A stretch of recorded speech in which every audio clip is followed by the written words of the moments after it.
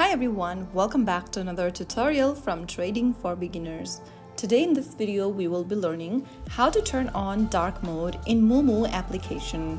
If you want to enable the dark mode on Moomoo application so that it gives your screen a sleek professional look and it also goes easy on your eyes, then first of all open up the Moomoo application on your smartphone. Once you are inside the home page, tap on the Me button at the bottom right corner. Inside the Me menu, scroll all the way down and tap on Settings. Now under Settings, tap on General. Click on the dark option from the top of the screen and this will immediately change your Moomoo account's interface into a dark color. That is how you can easily change your Moomoo account's interface into dark color in just a few simple steps. If you found the video helpful, don't forget to like, share and subscribe. I will see you in the next episode. Thank you for watching.